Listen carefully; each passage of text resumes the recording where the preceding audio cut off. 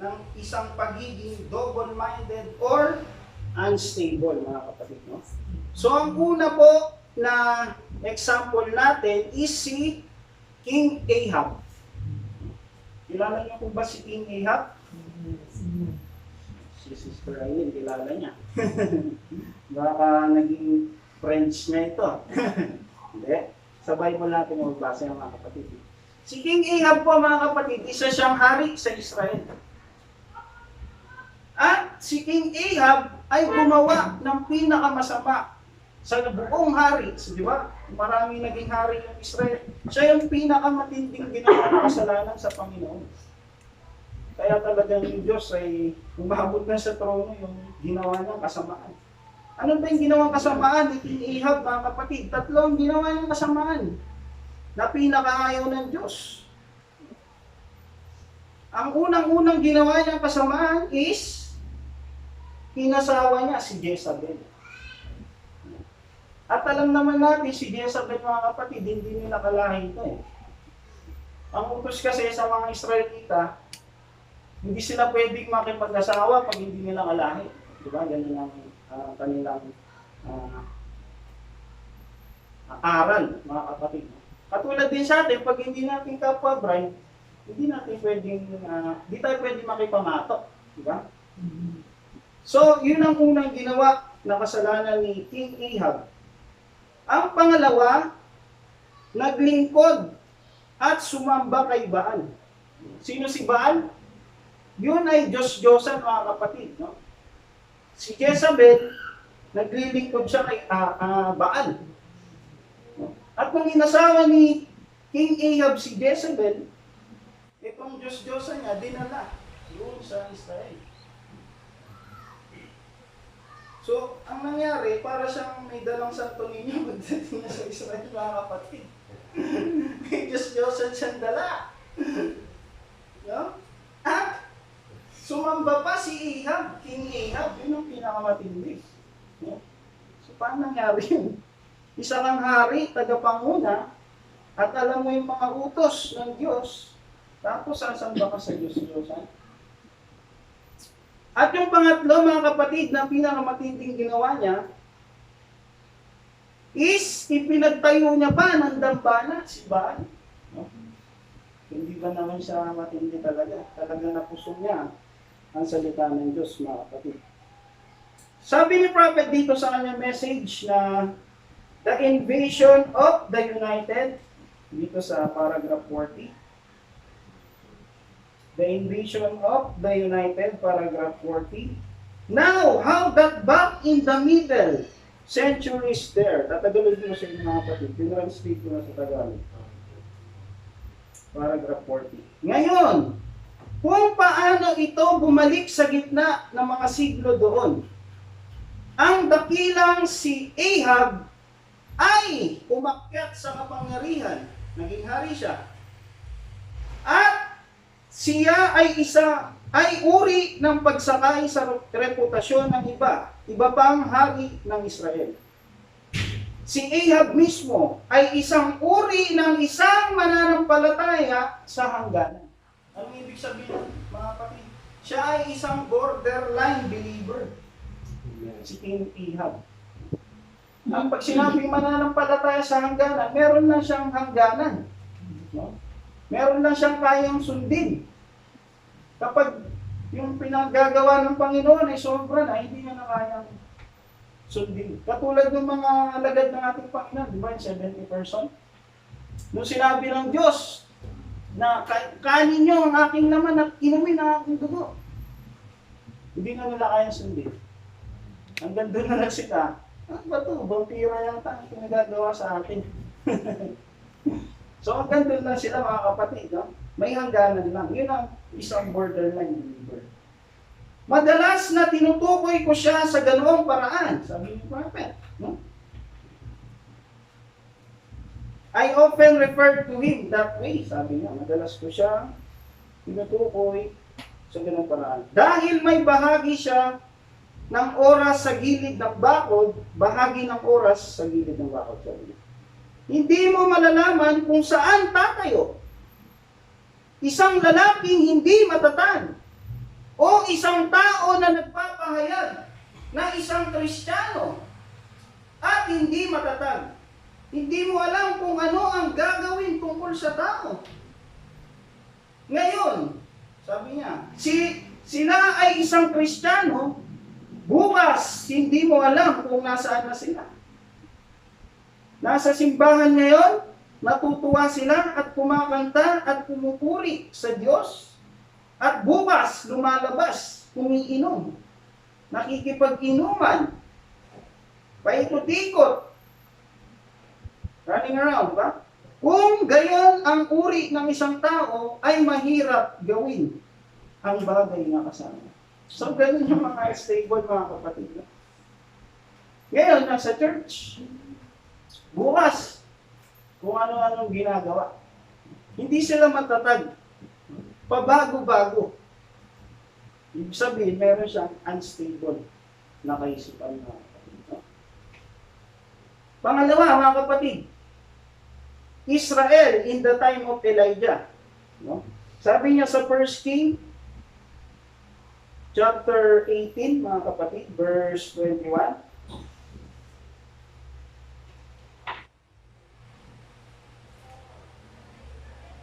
Pwede ba makibasa sa 1 Kings? At si Elias ay lumapit sa buong bayan at nagsabi, hanggang kailan kayo mag-aalinlangan sa dalawang isipan? Kung ang Panginoon ay Diyos, sumunod kayo sa Kaniya. Ngunit kung si Baal, sumunod nga kayo sa Kaniya. At ang bayan ay hindi sumagot sa Kaniya kahit isang salita. Yung mga Israelita nung panahon na yan, mga kapatid, sila rin ay nagkaroon, 1821, sila rin ay nagkaroon ng dalawang isipan. Paano hindi sila magkakaroon ng dalawang isipan? Yung leader nila, nagtayo ng simbahan ni Baal. Katulad ngayon, sa panahon natin, mga kapatid, no? Kung sino mga leader sa simbahan, nagtatayo ng kanilang sariling simbahan.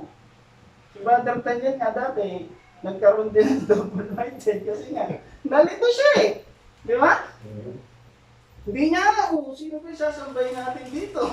Itong binatang Kristo, o itong puting Kristo, o itong black Kristo. Ano yan? Black American ba yun? Di ba? Yung version sila eh. Talagang yung tao malilito. Meron na nga Jesus Christ na rebulto, meron pa Santo Niño. O meron pa Maria. Sino ngayon ang sasambahin? No? Kaya itong mga Israelita, mga kapatid, sila rin ay naguluhan. Nung si King Ahab, nagtayo ng simbahan ni Baal. Dambana ni Baal. No? Kaya sabi ni Elias, nung showdown to sa bundok ng Carmelo, mga kapatid, nagkita-kita yung mga propeta ni Jezebel na 500 yata yun, o 700, kung hindi nagkakamali. Propeta ni Baal, ang dami. 700 versus 1. Kay Elias. No? Sila ay nagtayo ng altar. Kanya na sila. At kung sino daw ang unang masusunog na hain, siya yung totoong Diyos. Yun ang showdown nila, mga kapatid. No? At siyempre, sinubukan ng mga propeta ni Baal na tumawag kay Baal. Kung ano-ano yung ginawa nila, mga kapatid, sinugat-sugatan pa yun yung sarili nila. Simula sila umaga hanggang sa hapon, wala pa rin, hinihingal na sila. Sabi ni Elias, lakasan nyo ba ang pagsamba nyo? Baka natutulog. Pero walang sagot muna kay Baal. At nung si Elias na ang nagandog sa Panginoon, mga kapatid, sabi niya, basahin nyo yung handog ko. Binasa nila. Hindi ko lang kung ilang ulit, mga kapatid. Binasa na binasa, sa talagang basang-basa. At nung nanalangin si Elias sa Panginoon, no, hindi pa natatapos yung prayer niya. Isang apoy na umiikot na sinunog yung handog ni Elias, mga kapatid. Kaya nung nangyari yun, sabi niya, si Elias ay lumapit sa buong bayan at nagsabi, hanggang kailan kayo mag-aalinlangan sa dalawang isipan? Kung ang Panginoon ay Diyos, sumunod kayo sa Kanya. Ngunit kung si Baal, sumunod nga kayo sa kanya, at ang bayan ay hindi sumagot sa kanya kahit isang salita. Na-shock sila, mga kapatid.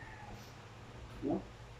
Katulad sa panahon natin, mga tao nagkakaroon na ng magulong kaisipan. Kagaya nung sinabi ni Brother Pitt, di ba? Meron daw siya napanood sa YouTube. Yung isang Baptist yata yun, tsaka Pentecostal, nag-debate. At nung malaman-laman ni Brother Pitt, yung pala, yung dating Pentecostal, naging Baptist, nagpalit sila. Nagpalit lang nila ng simbahan, kaya na naglaban, nakapatid. Oh, hindi ba sila double-minded pag gano'n, mga kapatid? Ibig sabihin, hindi sila sigurado sa hawak nilang mensahe o aral. Hindi katulad sa atin, no, mga kapatid, tayo sigurado.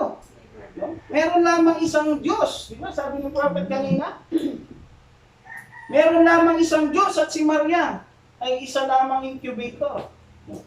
Hindi siya nanay ng Diyos, mga kapatid. Ano po ba sa atin yan, mga kapatid?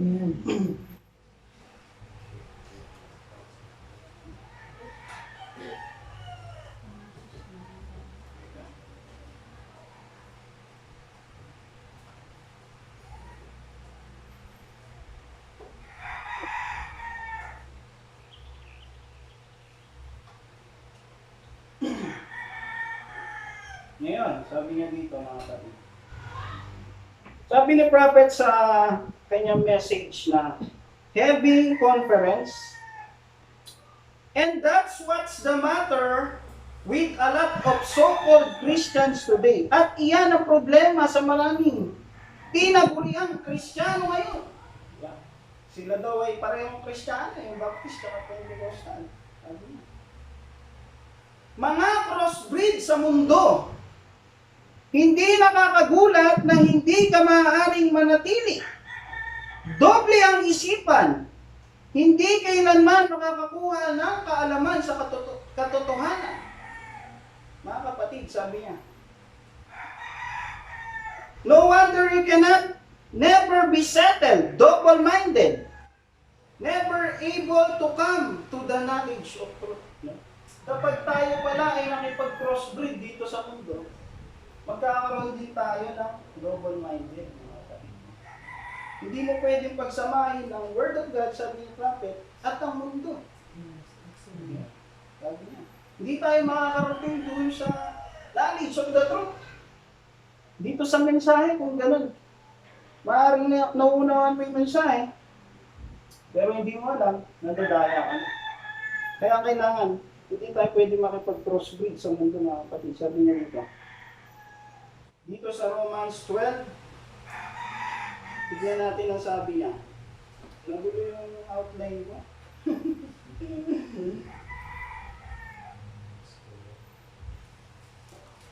Romans 12:1, mga kapatid, pakibasa hanggang 2. Kaya nga mga kapatid, pinanamanhik ko sa inyo alang-alang sa mga kahabagan ng Diyos na inyong iharap ang inyong mga katawan na isang haing buhay, banal, nakahaya-aya sa Diyos, na siya ninyong katampatang pagsamba. At huwag kayong magsiayon sa sanglibutan ito, kundi mag-iba kayo sa pamamagitan ng pagbabago ng inyong pag-iisip, upang mapatunayan ninyo kung alin ang mabuti at kaaya-aya at lubos na kalooban ng Diyos. Amen. Kung tayo, mga kapatid, sabi ng Romans, ay mababago natin yung ating pag-iisip. No? Sabi niya, kundi mag-iba kayo sa pamamagitan ng inyong pag-iisip. No? Kung mababago natin, hindi natin maibabaling dito sa mundo, mapapatunayan ninyo kung alin ang mabuti at kaaya-aya at lubos na kalooban ng Diyos. Kung hindi tayo makikipag-crossbreed sa mundo, mga kapatid, malalaman natin kung ano ang kalooban ng Diyos. Ano ba ang kalooban ng Diyos? Diba? Isa matatanong natin sa sarili. Pero pag sabi niya, magbago tayo ng kaisipan, no?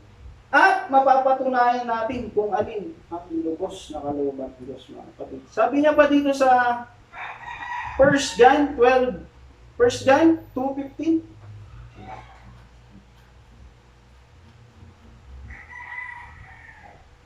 Huwag ninyong ibigin ang sanglibutan, ni ang mga bagay na nasa sanglibutan. Kung ang sino man ay umiibig sa sanlibutan, ay wala sa kanya ang pag-ibig ng Ama.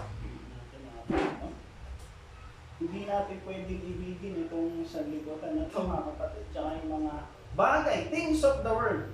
Sapagkat kung ginawa natin yan, wala raw sa atin ang pag-ibig ng Ama. Kailangan, hindi talaga tayo makapag-crossbreed dito sa mundo nito, mga kapatid. Sa James 4:4, mga kapatid, isa pang talata.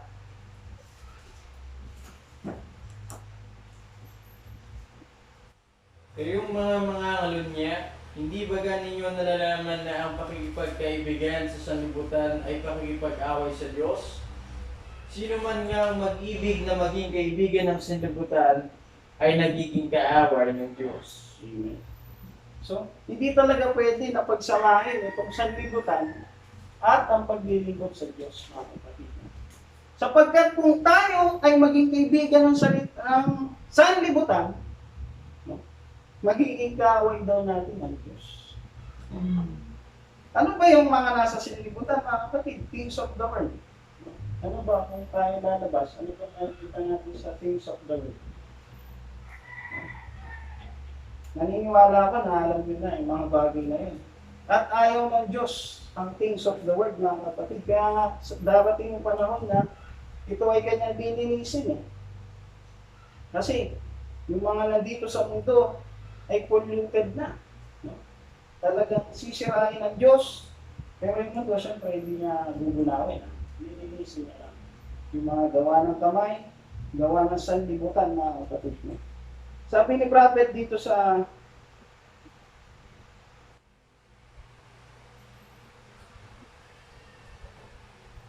at thy word na message niya, mga kapatid, sabi niya.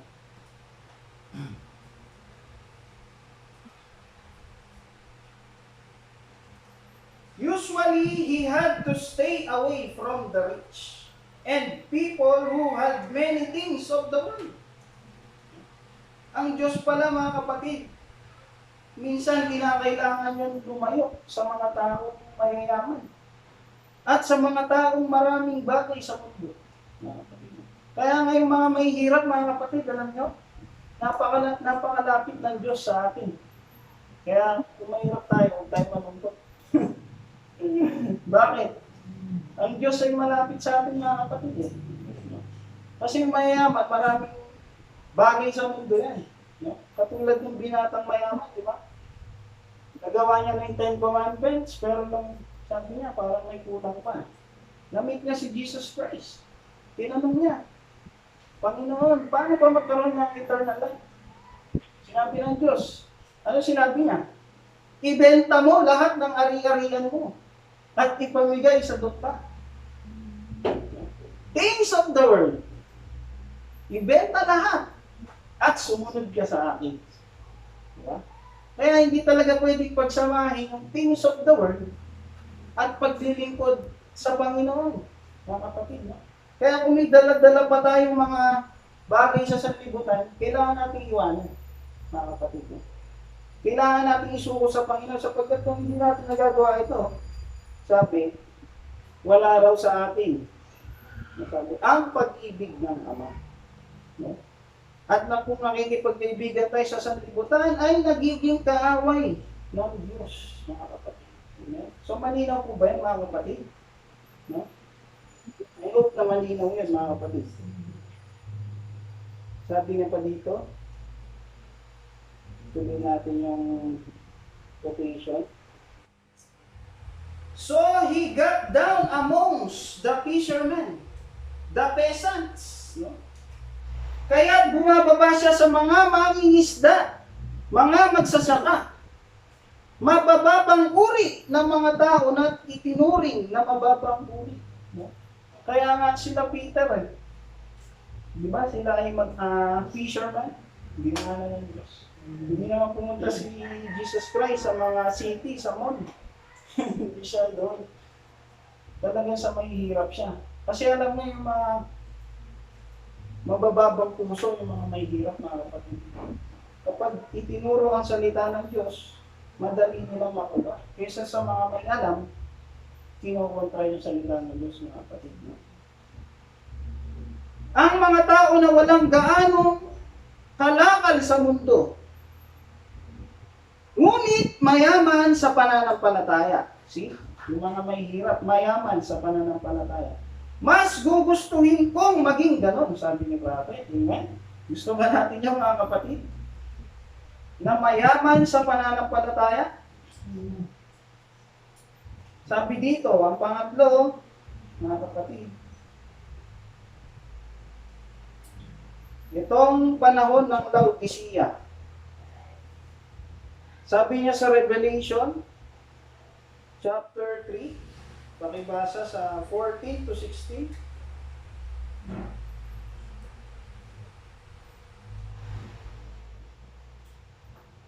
At sa anghel ng iglesia sa Laodicea ay isulat mo, ang mga bagay na ito ay sinasabi ng siya nawa ng saksing tapat at totoo ng pasimula ng paglalang ng Diyos.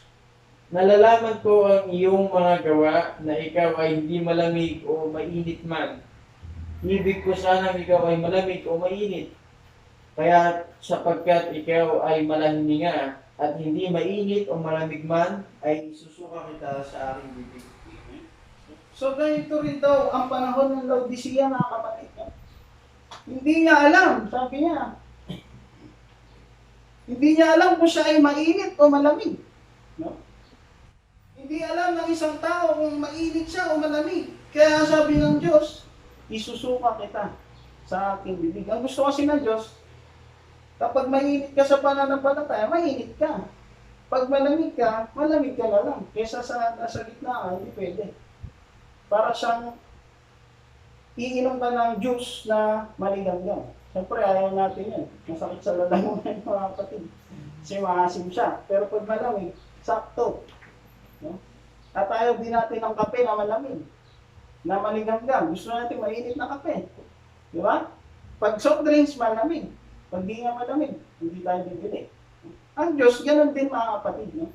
Ang gusto niya, kung mainit tayo sa pananampalataya, mainit tayo. Kung malamig, malamig lang.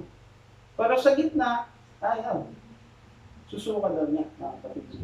Sabi dito, so papaano kung tayo ay may dalawang akala? Meron bang gamot para dito? Meron bang gamot para sa dalawang akala, mga kapatid? Kung nakita natin na, parang may double-minded pa ako ah. Meron bang gamot para dito, mga kapatid? I believe na meron ng gamot ng Diyos. Sa James, mga kapatid, 4:8. Ito ang gamot ng Diyos para sa ating mga kapatid.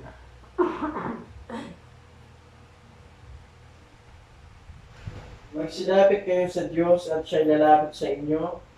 Maglinis kayo ng inyong mga kamay, kayong mga makasalanan, at dalisayan ninyo ang inyong mga puso, kayong mga may dalawang akala. Kailangan daw, ang gamot pala dito, mga kapatid, dalisayin ninyo ang inyong mga puso. Pag sinabing dalisayin, mga kapatid, ipuro natin. No? Hindi pwedeng dalawa yung laman ng puso. Di ba? Kailangan isa lang. Dalisayin, sabi niya. Dalisayin ninyo ang inyong mga puso, kayong mga may dalawang akala. Kailangan dalisay ang puso, puro mga kapatid, walang halo. Kaya nga si Eva, mga kapatid, dalisay pa. Wala pa siyang ibang pinapakinggan. Hindi siya nagkasala. Diba? Pero nung napasukan na, nagkaroon na siya ng alinlangan sa salita ng Diyos. Diba? At nakapasok ng kasalanan. Kaya nga sabi dito sa sa Jeremiah, mga kapatid, Jeremiah 17:9, sabi nga. Ang puso ay magdaraya ng higit kaysa lahat na bagay at totoong masama. Sinong makakaalam? Yung puso pala natin nga, may kasamaan pa. Sinong nakakaalam? Magdaraya siya mga kapatid. No? Kaya nga minsan, di ba yung may mga asawa na, nag-aasawa pa eh. Bakit? Dinadaya ng puso. Dinadaya siya ng kanyang puso. Ganyan din sa mga lalaki, na babae daw sila. No? Ganyan siya. Dinadaya siya ng puso ng mga kapatid niya. Puso ko, babae, nakulong lang dun sa katawan. Pwede ba yun mga kapatid? Ibig sabihin, nagkamali pa yung Diyos ng paglagay ko sa ano? Kasalanan patuloy ng Diyos na. Sabi niya eh, yung katawan mo lalaki, pero yung puso ko babae. Ibig sabihin, mali pa yung pagkalagay ng Diyos sa ano? Sa katawan. Eh, Diyos, ano siya? All-knowing eh. Di ba? Omnipotent, omniscient, alam niya lahat ng bagay, mga kapatid. No? Ang mali, yung tao. Dinadaya siya ng puso niya. Kaya, ganun siya mga kapatid. Sinong nakakaalam? Sabi niya. Kung babasahin pa yun, ako ang Panginoon, di ba? Sabi niya. Ang Diyos lang nakakaalam niya mga kapatid. Basahin pa natin dito sa Mark 7:20-23. Ano sabi diyan?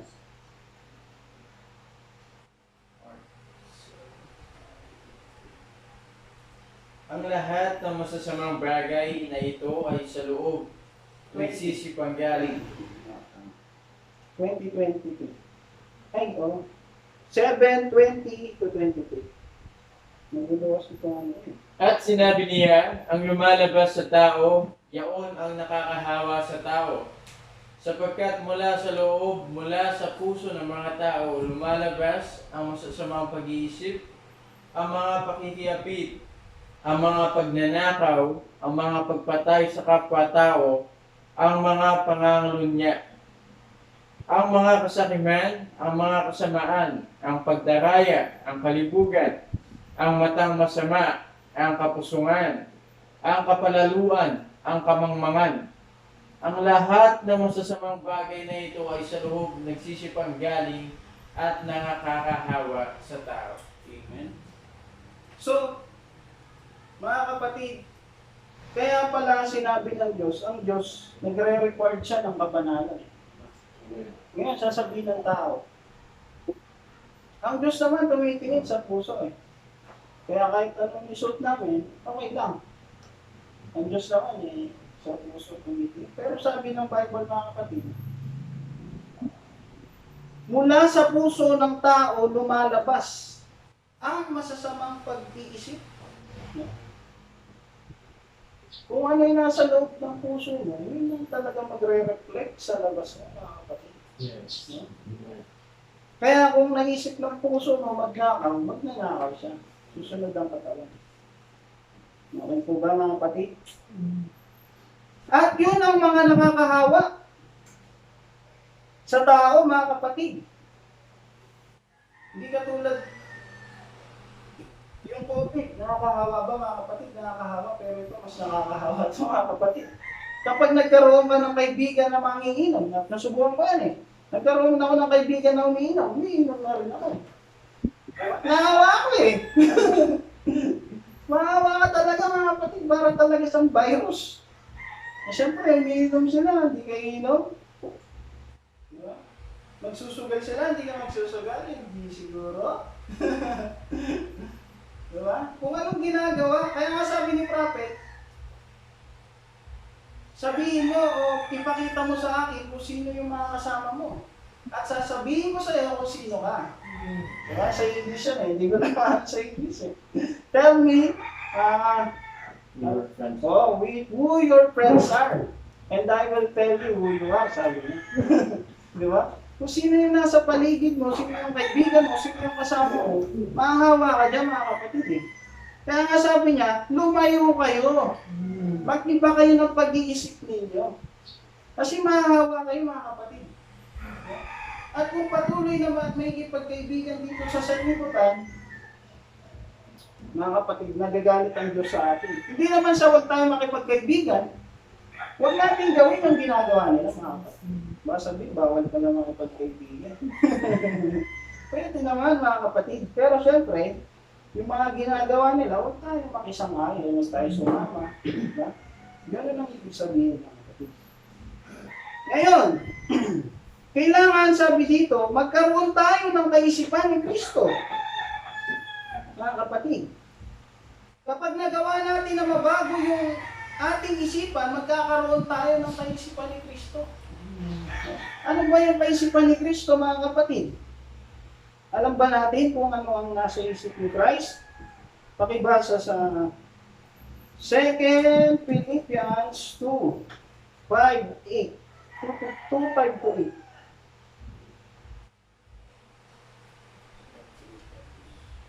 Philippians 2:5-8.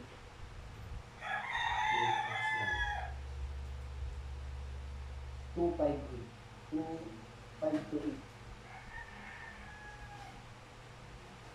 Nagkaroon kayo sa inyo ng pag-iisip na ito'y na kay Kristo Jesus din naman. Na siya, bagamat nasa anyong Diyos ay hindi niya inaring isang bagay na nararapat panangnan ang pagkapantay niya sa Diyos. Kundi bagko sinubad niya ito at naganyong alipin na nakitulad sa mga tao. At palibasa ay nasumpungan sa anyong tao, siya ay nagpakababa sa kanyang sarili na nagmasunurin hanggang sa kamatayan. Oo, sa kamatayan sa krus. Yan, salamat sa pagbabasa. Ano daw yung nasa kaisip ni Kristo? Magkaroon kayo sa inyo ng pag-iisip na ito. Ito ay na kay Kristo si Jesus, di naman. Ano ang nasa isip niya?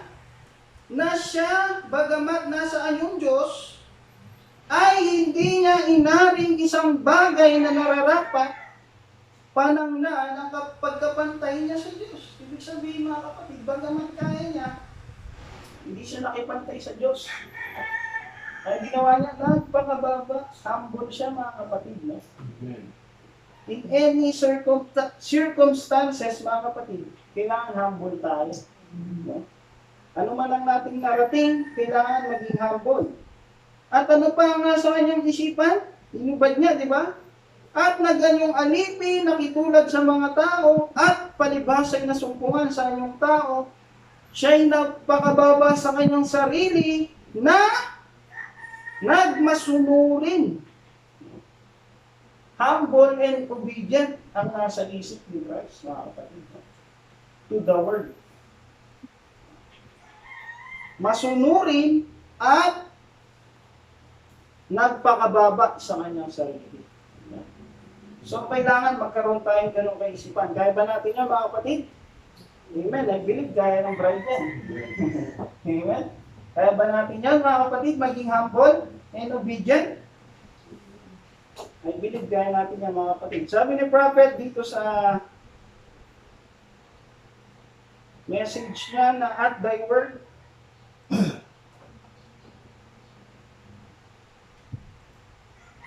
sabi niya dito, ito sabi niya.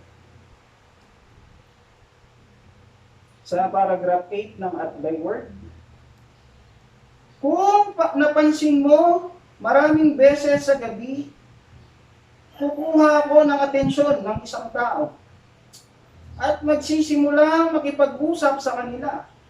Lalo na sa platform, kapag si prophet ay magpapagaling, mga kapatid, kukunin niya daw ang atensyon at makikipag-usap sa tao. Kausapin nila sila. Una, kailangan kong makipag-ugnay sa kanilang kaluluwa. At pagkatapos, kapag nagsimula itong mag-vibrate laban sa iyo, kung gayon, ang kapangyarihan ng banal na espiritu ay nakikita lamang hanggang sa kanilang buhay. Pag nag-vibrate na daw, sabi ng prophet, nagkaroon na siya ng connection doon sa tao. No? Mag-vibrate na yung Holy Spirit, nararamdaman niya, at nakikita niya na raw ang buhay ng tao.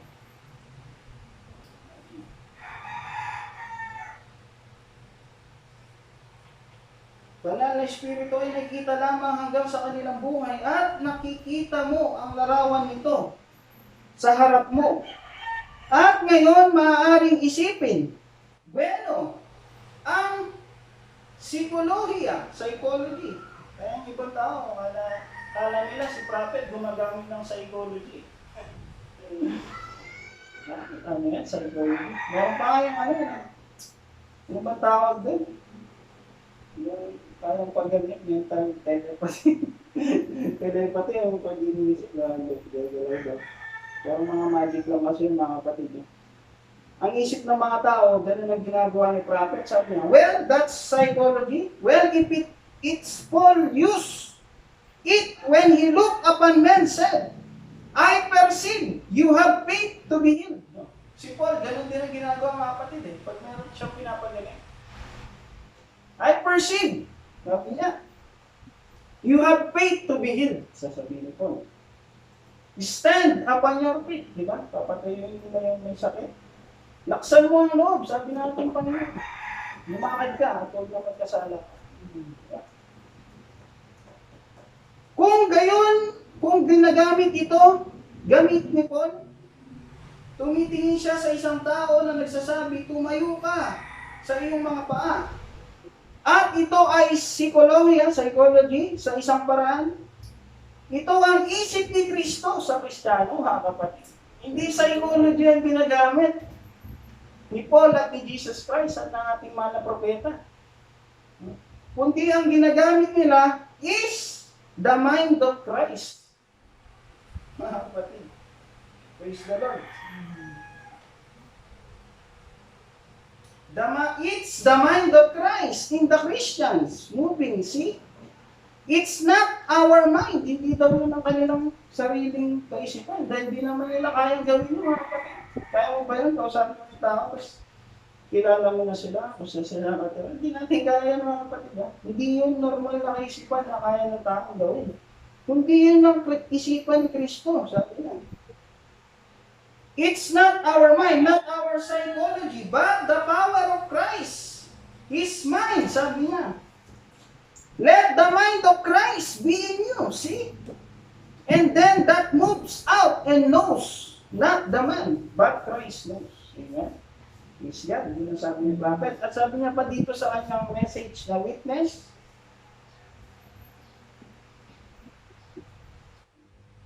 because remember, you cannot have the mind of Christ.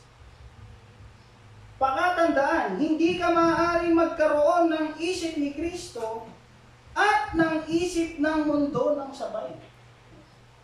Kailangan talaga maging dalisay ang ating puso, mga kapatid. Hindi ka pwede magkaroon ng kaisipan ni Kristo, tapos magkakaroon ka rin ng kaisipan ng mundo. Hindi pwede. Hindi ka maaaring maging sa iyong paraan at paraan ng Diyos ng sabay. Hindi ka rin pwede maging sa iyong self-will, tapos the will of God ng sabay. Sabi na, kailangan mong umalis sa iyong sariling paraan upang hayaan ang Diyos na magkaroon ng kanyang pamamaraan. Iyon lang ang paraan na gagawin mo kahit ano. Nakalayo ka sa iyong sariling saloobin. Iyong sariling mga kadahilanan. Huwag subukang mga tuwiran. Kaya nga tayo mga kapatid, hindi tayo pwede makatwiran sa salita ng Diyos. Kapag sinabi ng Diyos, magsuot tayo ng tamang kasuotan, hindi natin pwede ikatwiran, oh Lord, hindi kasi dito sa pwede ba yun? Hindi mga kapatid. Lord, mabali. Hindi pwede. Hindi pwede tayo makatwiran sa ating Panginoon. Di ba? Tayo mga brother, di ba, pag nagsaswimming, Lord, di ba makapag-swimming? Nakapantalong kami. Hindi pwede makatwiran ng isang Kristiyano ng gano'n, mga kapatid. Halimbawa, linggo. Meron akong lakad eh. Lord, may lakad ako. Hindi mo na ako sisimba. Hindi natin pwede katwiran yung mga kapatid. Na may iba tayong gagawin. Mas uunahin pa natin yung gagawin natin kaysa sa salita ng Diyos. Kapag ganun ang katayuan mo, meron kang dalawang kaisipan ka talaga. Hindi ba talaga, wala pa talaga sa iyo ang kaisipan ni Kristo. Kasi ang kaisipan ni Kristo, uunahin niya yung word eh. Diba? Pero pag nagagawa mo pa, na-compromise mo pa yung kailangan ko pa. Ang kaisipan ni Kristo, hindi nag-iisip na gano'n mga kapatid. Hindi niya maiisip yun. Uunahin niya ang salita ng Diyos, mga kapatid. I hope na nakukuha niyo mga kapatid. Gusto ba natin ang kaisipan ni Kristo, mga kapatid? Kailangan maging dalisay ang ating mga puso, mga kapatid. Ngayon, ayon sa mga dalubhasa, mga kapatid, alam ko, na-share ko na to dito na meron pumapasok sa ating isipan na more than 6,000 na kaisipan sa isang araw. At kailangan mapilter natin yan dito sa salita ng Diyos. Kaya nga sabi ni Prophet, kailangan meron tayong thinking mind filter. At yung gumagana sa ating mga isip is 10% lang. Yung utak natin, 10% lang gumagana. Kapag sumobra dyan ng ilang percent lang, genius ka na. Tatawagin nyo na. Diba? Mga spend. Yun. Sila Einstein. Hindi ko alam kung ilang percent yung gumagana sa utak nila. Ako, 10% lang talaga. Hindi ako talaga matalino mga kapatid Less than. Kaya, dapat talaga mga kapatid, masala natin yung isip natin sa araw-araw. Yes. At kailangan magkaroon tayo ng kaisipan ni Kristo. Kasi pag meron kang mind of Christ, masasala ko na Sabi diba sa Romans 12, malalaman mo na yung kalooban ng Diyos. Malalaman mo na ang lubos na kalooban ng Diyos. Kapag may pumasok sa isip mo, may gagawin ka. Tama ba itong gagawin ko? Pero ang mind of Christ Hindi mo na kailangan tawagin si Brother Tanyan. Bro, pwede pa tayong pumunta sa binyag? Siyempre, kung di mo alam, okay lang naman. Minsan may ganun pa mga kapatid, tatanungin pa, pwede po bang ganito? O, makibang nesta? Kamain lang po naman Pero sabi ni Paul, hindi ka pwedeng kumain na mga inihandog sa Diyos-Diyosan, inihandog yan sa ribulto Parang yan yung, di ba, may altar sila, mga ganun, di ba, minsan nag-iwan silang pagkain. Parang ganun yan mga kapatid sa paningin ng Diyos. Pinakain mo yung inihain doon. Siyempre, tayo matitid. Dahil pagkain. Nung una, ganun din ako mga kapatid. Mahirap. Mahirap mga kapatid sa una. Pero pag naghihingi ka ng tulong sa ating Panginoon, tutulungan niya. Tutulungan ka niya mga kapatid. Dati ganun din ako, umiinom din.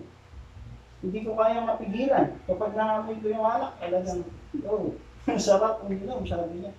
Naisip ko. Pero nagsisimba na ako Kaya ako, bago ako nagpabaptize mga kapatid, patotoo sa inyo, mga 1 year din, higit. Talagang, ang hirap ko kasi, ayaw magpabaptize kasi nga, uminom pa ako. Ano yung puso ko Nakukonvict ako Susunduin ako ni Brother Marlon. May hangover ako Sabado kasi inom na kami. Sabi ko, habuti na lang madaling araw. Susunduin ako sa bahay. Sabi mo, masakit yung katawan ko bro. Pagod ako sa trabaho Diba? Sipin niyo yun. Kaya salamat sa Diyos mga kapatid na gumagamit ang Diyos ng tao. Mga kapatid. Para tayo nilapit sa Kanya. Sipin niyo, susunduin pa ako sa bahay. Ilang beses ko nang nire-reject. Minsan, hindi ako nagsisimba. Minsan, hindi ako sasama. Pero tingin pa rin siya paghihikayat. Hanggang sa yun, medyo unti-unti ko na natututunan yung salita ng Diyos. Patuloy na kahit nakakagawa mo mali, tuloy lang. Kasi pag huminto ako, alam ko, talo ko lalo. Wala nang magpapaalala sa akin pag huminto ako. Paano ako magbabago? Kaya nag-decide ako, sige Lord, papatuloy ako sa paglilingkod ko sa inyo. magpapabaptize. Kaya ngayon, mga kapatid, hanggang sa unti-unti, binabago ng Diyos. No? Dati mga awitan, katulad nyo rin, hindi ko rin kabisado yan eh. Hindi tinig na, siyempre bago sa akin eh, kapag katoliko, kaya naman ganun eh. Ang kanta nila doon na tagal mo na sinagsisimula. Purihin ang Panginoon, ay gano'n na. Tapos pag naggaganon siya, ay hindi ko rin may gaya-gaya. Hindi ko naman ang experience na yung mga kapatid. Diba? Pero yung ganitong mensahe, wala akong narinig na ganitong mensahe mga kapatid. No? Kaya minsan meron akong dating nagsisimba sa Dow Church. Nag-gym pa ako nun, Tapos hindi ko siya kilala kasi hindi ko na siya naabutan. Tapos sabi niya, nagsisimba ka rin doon sa Dow? So, dyan sa Dukit? Oo, yun. Ano, kamusta yung nakapapakilala mo? Kakaiba no? Oo, kakaiba, sabi ko. Hindi ko alam kung bakit, parang kakaiba yung mensahe. Totoo siya. Oo, totoo nga eh. Pero hindi na natin siya kasama ngayon, mga kapatid. Hindi ko alam kung anong naging problema niya o hindi ko alam kung nagpapatuloy ko ba siya sa ibang church. Hindi ko siya talaga kasi kilala. Pero alam niya yung Dao Church. At kung kilala niyo po si Codemos dyan, pamangkin yata ni Pastor yun. Kaklase ko siya mga kapatid, pero hindi naman niya ako sinensyaran. Kaya kung meron kayong kakilala mga kapatid, sharean nyo, baka malay nyo. Binhi pala ng Diyos siya. Sipin ba yung kaklase ko siya, hindi naman ako sineran ako ni Brother Marlon.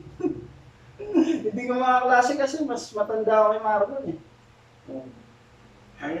Bunga lang siya. Hindi man nga niya ako siya, in-invite niya lang ako eh.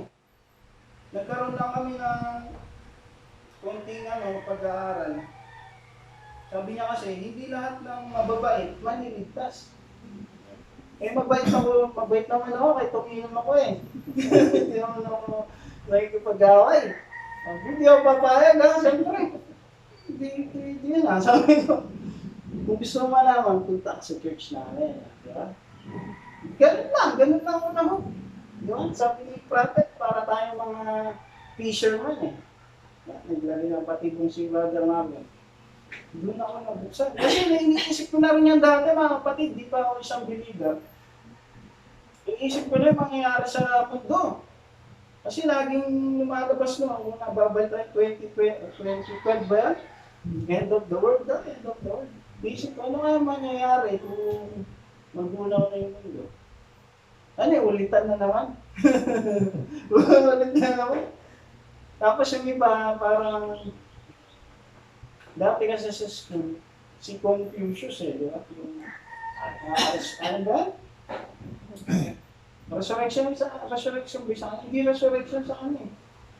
Nakalimutan ko, basta mabubuhay ka, kung mahirap ka ngayon. Reincarnation. Mabubuhay ka ngayon mahirap, next life mo daw, mayaman ka. Kita yung mga mga kapatid. Kaya ako naman, maasa, mahirap ako ngayon. Yes. Ako na ako nito. Hindi ko naman alam eh. Tapos meron pa, pag namatay ka raw, ang dami kasing pangarap, pag namatay ka ngayon, tao ka, magiging minsan mga paru-paro ka, baboy. Sabi ko, ang hirap ka na. Ang hirap ka na, magiging baboy. Oo, tapos naging tao. Ganun nangarap nila mga kapatid. Kaya tayo, mapalad talaga tayo kasi binuksan tayo ng Diyos. No? Yung mga ganung dating mga pag-iisip, kaisipan, inalis lahat niya. Pinalitan niya ng purong mensahe sa uling panahon. Kaya salamat sa Panginoon mga kapatid sa umagang ito, sa kanyang biyaya. I hope na naunawaan niyo ang munting mensahe. Pasensya na talagang nagkagulo yung outline ko. Hindi ko alam ano nangyari. No? Sa Diyos ang mapurihan at pasasalamat mga kapatid. Maraming salamat na binabalik mo ko sa ganito.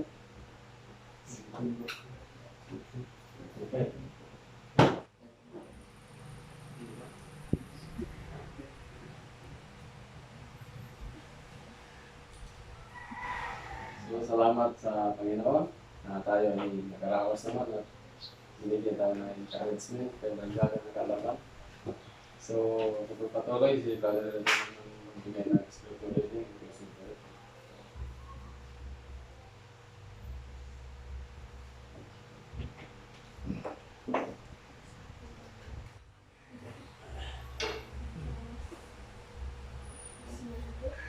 Believe na tayo lahat mga kapatid ay may nakuha sa mga mensahe niyan. At nais ko rin tumasa sa Psalms chapter 94 verse 11. Ang pinapit natin kapatid ay ang puso at ang mga evil thoughts. No? At ito sinasabi ng Psalms mga kapatid. Nalalaman ng Panginoon ang mga pag-iisip ng tao na sila'y pawang walang kabuluhan. 1 Corinthians 3:19, sapagkat ang karunungan ng sanlibutan ito ay kamangmangan sa Diyos. Sapagkat nasusulat, hinuhuli niya ang marunong sa kanilang katusuran. Ang Diyos po ang magdagdag ng pagpapala sa kanyang mga salita. Minsan pa tayo ay buhat manalangin. Pakilang Diyos na siyang kataas-taasan sa lahat. Panginoon, muli kami po ay nagpapasalamat sa lahat ng aming mga Lord, ng iyong mga ginawa sa amin, Panginoon, na mga pagpapala, Lord God, mga kabutihan sa aming buhay, sa bawat oras na dumadaan, Panginoon.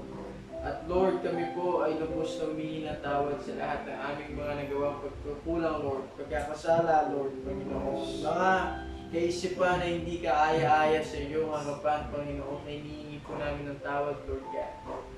At Ama, sa mga salita na aming narinig, tulungan mo ang bawat isa sa amin, na amin itong tuparin, Panginoong Yesus. Hindi lamang nawa, Lord, binasa, pinakinggan, kundi tuparin din namin, Panginoon, upang matupad ang nasusulat, Lord, na mapalad ang nakikinig, bumabasa at tumutupad ang iyong banal na salita. Panginoon, bigyan mo kami ng lakas, Lord, bigyan mo kami ng kakayahan na labanan at mag-overcome sa sanlibutan ito, Panginoon. Huwag nawang maghari sa aming puso at isipan ng sanlibutan, bagkos aming laging titignan, Panginoon, ang iyong pangako na buhay na walang hanggan. Kasama ka, Panginoon, sa bagong mundo, Lord God, sa bagong langit, Panginoon, sa bagong syudad na iyong ibibigay at ating titirahan. Panginoon, maraming salamat at sa aming pansamantalang pagwalay. Dalangin po namin, Lord, na ingatan mo kami, katulad ng iyong pag-iingat, Panginoon, at gamitin mo kami, Lord, na maging liwanag pa sa lahat ng mga tao, Panginoon Jesus. Maraming salamat, Panginoon. Ito po aming samot dalangin sa dakilang pangalan ng aming Panginoong Jesucristo. Amen.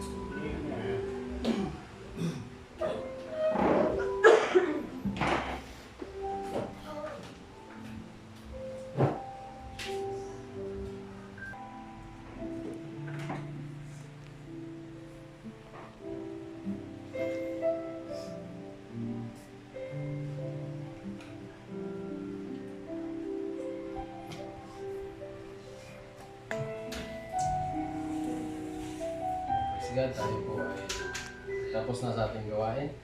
Hindi niya ako pong bawat isa ay tumayo at aawit po